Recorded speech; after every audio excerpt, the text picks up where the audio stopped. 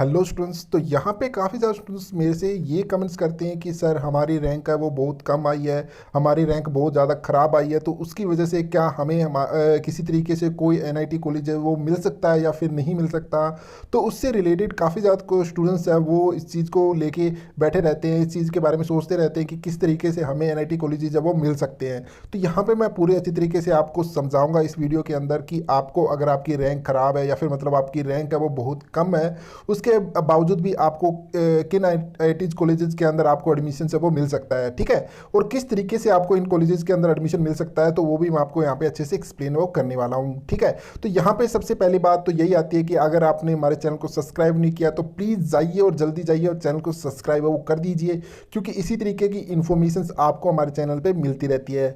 तो चलो शुरू करते हैं। तो सबसे पहली बात तो मैं यहाँ पे उन स्टूडेंट्स के बारे में करने वाला हूँ जो स्टूडेंट्स अगर लो रैंक की बात करें तो जिन स्टूडेंट्स की रैंक 40K से लेके 50K के अंडर आती है। ठीक है, जिन स्टूडेंट्स की रैंक 40K से लेके 50K के मतलब बीच में जिन स्टूडेंट्स की रैंक आती है, और जो जनरल कैटेगरी की, हम डायरेक्ट जनरल कैटेगरी वाले स्टूडेंट्स के लिए डिस्कशन से वो कर लेते हैं।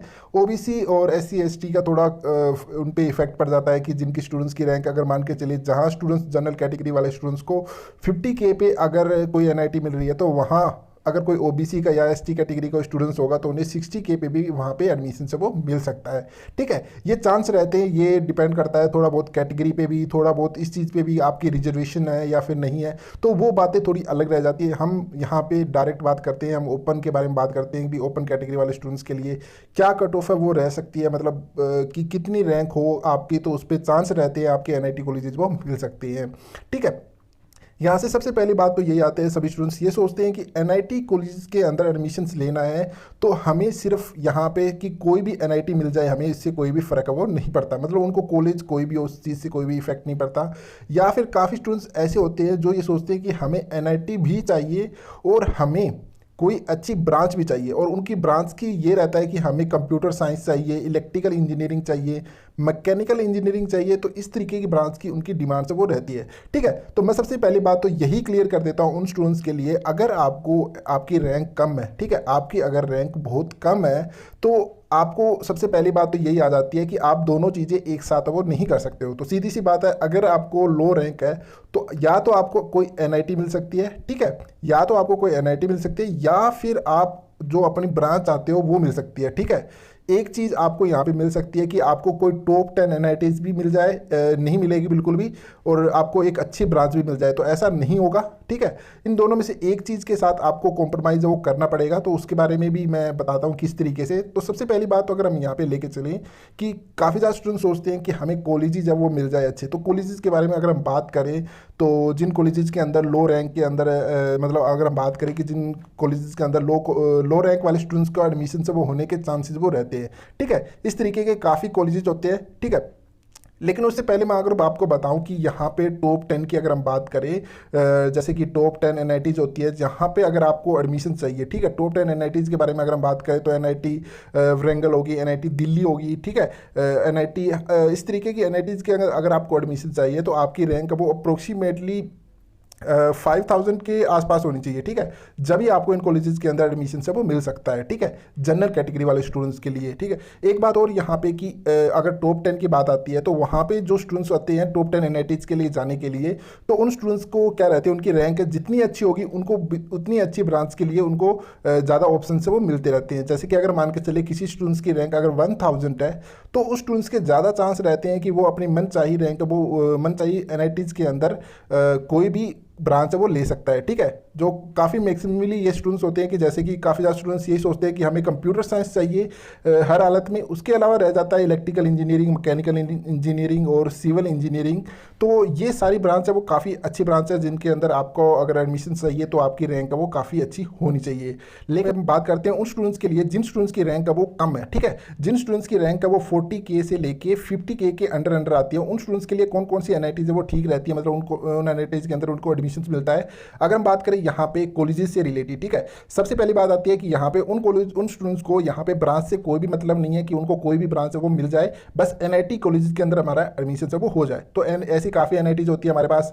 एनआईटी हमारे पास यहाँ पे मिजोरम होगी, एनआईटी त्रिपुरा होगी, ठीक है, एनआईटी हिमाचल होगी, ठीक है। इस तरीके की एनआईटीज के अंदर आपको अप्रोक्सीमेटली, जैसे कि आपकी अगर रैंक 35 to 40 के बीच में तो आपको यहाँ पे इन एनआईटीज के अंदर एडमिशन से वो ईजिली मिल जाएगा, ठीक है। थोड़ा डिफिकल्ट पोर्सन से वो नहीं रहता है, ठीक है। लेकिन अगर हम बात करें यहाँ पे काफ़ी ज़्यादा स्टूडेंट्स सोचते हैं कि हमें ब्रांच चाहिए, और उन ब्रांचेज के अंदर उन स्टूडेंट्स की डिमांड रहती है कंप्यूटर साइंस, ठीक है, इलेक्ट्रिकल इंजीनियरिंग, मैकेनिकल इंजीनियरिंग, और जैसे कि यहाँ पे सिविल इंजीनियरिंग, ठीक है। ये ब्रांचेज अगर आपको चाहिए तो इसके लिए आपको किसी भी एनआईटीज के साथ कॉम्प्रोमाइज है वो करना पड़ेगा, ठीक है। तो ऐसी ब्रांच के लिए आपको किसी एनआईटीज के अंदर इस रैंक के अंदर मिलना थोड़ा नहीं, मैं तो कहूँगा काफ़ी ज़्यादा मुश्किल है। ऐसी एनआईटीज के अंदर आपको ये ब्रांच मिलना बहुत ही ज़्यादा मुश्किल हो जाता है, क्योंकि जो स्टूडेंट्स होते हैं, जिन स्टूडेंट्स की रैंक है वो 8,000 9,000 वाले रैंक वाले जो स्टूडेंट्स होते हैं, वो ये सीट्स है वो ले जाते हैं सारी अप्रोक्सीमेटली एनआईटीज के अंदर, जो अदर एनआईटीज की भी अगर हम बात करें। लेकिन अगर हम बात करें यहाँ पे, अगर आपको एनआईटी चाहिए और अगर आप ब्रांच के साथ थोड़ा कॉम्प्रोमाइज़ करेंगे तो आपको एक अच्छी एनआईटी वो मिल सकती है, ठीक है। और वहीं पे अगर हम बात करें कि ब्रांच से अगर हम बात करें तो काफ़ी ब्रांचेज होती है, ऐसी बात नहीं है कि और ब्रांचेज होती है उसकी वजह से आपके जो आने वाले करियर है उसके अंदर आपको कोई भी प्लेसमेंट है वो नहीं मिलेगा आने वाले टाइम के अंदर, और आपको उसमें कोई भी बेनिफिट नहीं होता कोई और ब्रांच के अंदर, तो ऐसा बिल्कुल भी नहीं है। तो मेन बात यही आती है कि अगर आप कोई ब्रांच सिलेक्ट करते हो तो उसके अंदर आपकी ये देखी जाती है कि आप कितना मतलब उस चीज़ के लिए आप कितना उस चीज़ के लिए डेडिकेट करते हो उस चीज़ के लिए, कि अगर आप मान के चलिए आपने बायोटेक ली है तो उसमें आप कितने माहिर हो, ठीक है। बस आपको अपनी अंदर ये चीज़ दिखानी है कि मैं बायोटेक मेरे को अच्छी तरीके से आती है, तो जब भी कभी प्लेसमेंट होगी तो वो आपको जरूर हायर करेंगे, ठीक है।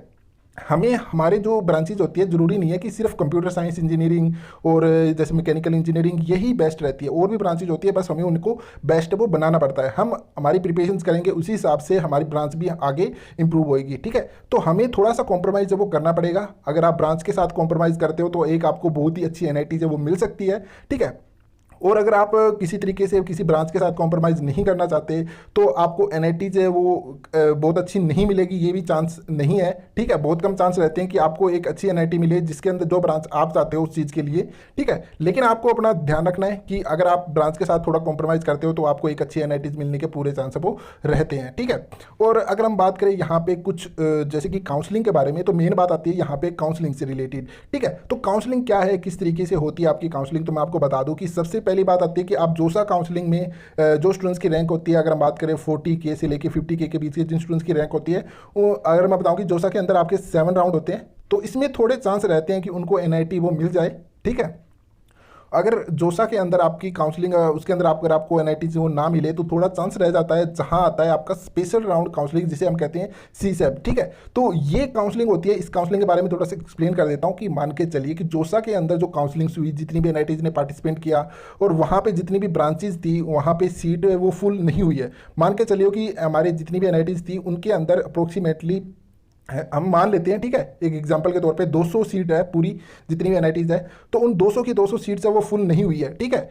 उनमें से मान के चलिए कि अगर मान के चले 180 सीट्स है वो फुल होगी और बाकी की 20 सीट्स है जो बची है वो कहाँ जाएगी, हमारी स्पेशल राउंड के अंदर। अब एक बात यहाँ पे ये भी आती है कि वो जो 20 सीट बचती है वो कौन सी एनआईटीज की होती है, कौन सी ब्रांच की होती है, ये हमें कंफर्म नहीं होता है। वो हमें जाने के बाद पता चलता है कि स्पेशल राउंड की काउंसलिंग स्टार्ट होने के बाद पता चलता है कि भी कौन सी एनआईटीज बची है, ठीक है, और कौन सी एनआईटीज के अंदर कौन कौन सी ब्रांचेज वो बची हुई है, ठीक है। अगर मान के चलिए कि किसी भी एनआईटीज के अंदर अगर हम मान लेते हैं कि एनआईटी जैसे कि अगर माने कि एनआईटी मिजोरम के अंदर, ठीक है, कंप्यूटर साइंस की, तो मुश्किल है ऐसी कंप्यूटर साइंस वगैरह की इनकी सीट्स मिलना बहुत ही कम चांस रहते हैं। लेकिन अगर हम यहाँ पे बात करें कि अगर हम मान के चले कि किसी तरीके से अगर मैकेनिकल इंजीनियरिंग की 2 सीट्स है वो बच जाती है, ठीक है, यहाँ पे जोसा के अंदर यहाँ पे कोई स्टूडेंट्स था तो मैकेनिकल इंजीनियरिंग की 2 सीट्स है वहाँ पे बच गई, और वो 2 सीट्स कहाँ जाएगी, स्पेशल राउंड काउंसलिंग के अंदर जाएगी। अब वो 2 सीट्स है वो किन को मिलेगी, मान के चलिए कि वो 2 सीट्स है उन स्टूडेंट्स को मिलेगी कि मान के चलिए किसी स्टूडेंट्स की रैंक है वो 40,000 की है, ठीक है, और वहीं पे दूसरे स्टूडेंट्स की है वो 50K है,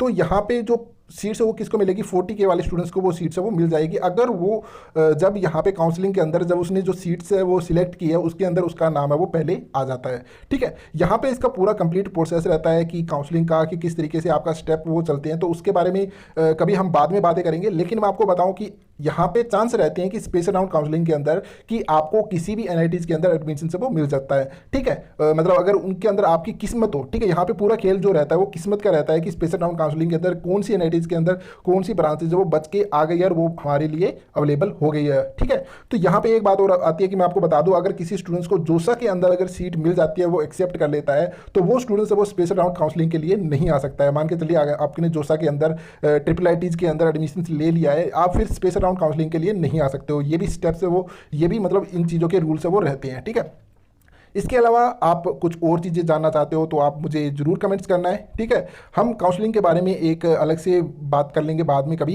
ठीक है, लेकिन अभी ये बातें जानना जरूरी है कि उन स्टूडेंट्स को जो एनआईटीज़ के अंदर जिन स्टूडेंट्स की रैंक है वो रहती है यहाँ पे 40K to 50K के बीच बीच में, तो उन स्टूडेंट्स को मैं बता दूँ कि आपको थोड़ा कॉम्प्रोमाइजेशन है वो करना पड़ेगा कि मेरे को या तो एक अच्छा कॉलेज चाहिए या फिर मेरे को एक अच्छी ब्रांच चाहिए। ठीक है, अगर आपको एक अच्छी ब्रांच चाहिए तो थोड़ा एनआईटीज़ के अंदर भी आपको कॉम्प्रोमाइज़ करना पड़ेगा। अभी किसी हर एक एनआईटीज़ के अंदर आपको एडमिशन वो नहीं मिलेगा उस ब्रांच के लिए रिलेटेड। ठीक है, अगर हम बात करते हैं यहाँ पे उन, तो मतलब वो टॉप 10 एनआईटीज। ठीक है, बाकी और भी एनआईटीज होती है उनके अंदर आपको थोड़ा बहुत चांस वो रह जाता है। ठीक है, उसके अलावा अगर हम बात करें यहाँ पे एक चीज़ के बारे में और, तो मान के चलिए कि किसी स्टूडेंट्स ये सोचता है कि अगर मेरे को कि यहाँ पे जोसा के अंदर सीट नहीं मिली और मैं स्पेशल राउंड काउंसलिंग के अंदर जाता हूँ, तो यहाँ पे क्या हमें दोबारा से हमें चॉइस फिल करना पड़ता है। तो एक चॉइस फिल करने का भी सिस्टम होता है। तो आप जैसे कि आप चॉइस सिलेक्ट करते हो, सबसे पहले आप सिलेक्ट करते हो एनआईटी मिजोरम करते हो, फिर एनआईटी त्रिपुरा करते हो, फिर एनआईटी हिमाचल करते हो, उनके लिए अलग अलग ब्रांचेज वो सिलेक्ट करते हो। तो ये चीज़ें भी मायने रखती है। ठीक है, तो आपको ध्यान में रखना है और आप अपना शेड्यूल अभी से तैयार कर लीजिए, अपनी लिस्ट अभी से तैयार कर लीजिए कि कौन सी कॉलेज के अंदर मेरे चांस है वो बन सकते हैं, कौन से एनआईटीज़ के अंदर मेरे चांस बन सकते हो। और एक बात और, कमेंट बॉक्स में जरूर बताना है मुझे कि आपको कौन सी एनआईटी चाहिए, आपको कौन सी ब्रांच है वो सबसे ज़्यादा पसंद है। ठीक है, और यहाँ पे एक बात और आती है कि कोई फ़र्क नहीं पड़ता है कि कोई अच्छी एनआईटी हो, डिपेंड आप पे करता है कि आप कितना कर सकते हो वहाँ पे जाने के बाद। ठीक है, अब मान के चलिए कोई एक अच्छा स्टूडेंट है जिसने रैंक 1 लेके आ गया, अब वो ऐसा स्टूडेंट्स तो होगा नहीं जो स्टूडेंट्स रैंक 1 लेके किसी कॉलेज में जाके फिर वहाँ पे पढ़ेगा नहीं। ठीक है, ऐसा तो बिल्कुल भी नहीं होगा। ठीक है, मान के चलिए अगर ऐसा होता है तो फिर उसका कोई फायदा नहीं है कि रैंक 1 जाने के बाद वो एक अच्छी एनआईटी में चला गया और वहाँ पर उसने स्टडी नहीं की। अब वहीं पर अगर कोई एक जिस स्टूडेंट्स की बाई चांसली रैंक है वो थोड़ी हाई आ गई है और वो कुछ ऐसी एनआईटीज़ में चला गया है, तो वहाँ पर जाकर उसने इतनी मेहनत की कि वो जो रैंक 1 वाले स्टूडेंट्स है उससे ज़्यादा बड़ा प्लेसमेंट पैकेज वो लेके चला गया। तो ऐसे भी बहुत चांसेस रहते हैं। बस यही बात आती है कि आप में कितनी ताकत है, आप में कितनी कैपेबिलिटी है कि आप इन सब चीज़ों को बीट कर सकते हो, आप इन सब चीज़ों से आगे वो निकल सकते हो। ये हमारी सोच होती है कि ये एनआईटी अच्छी नहीं है, वो ब्रांच अच्छी नहीं है, वो चीज़ें अच्छी नहीं है। सिर्फ हमें अपने पे विश्वास रखना है और इन चीज़ों से आगे निकलना है। ठीक है, और अभी इसके अलावा कोई भी डाउट हो तो कमेंट बॉक्स में जरूर बताना है। इस वीडियो के अंदर मैंने क्लियर किया है कि एनआईटी के अंदर आपको किस तरीके से एडमिशन मिल सकता है जिन स्टूडेंट्स की रैंक वो लो हो जेईई मेंस के अंदर। ठीक है, thank you, keep learning and keep watching my channel.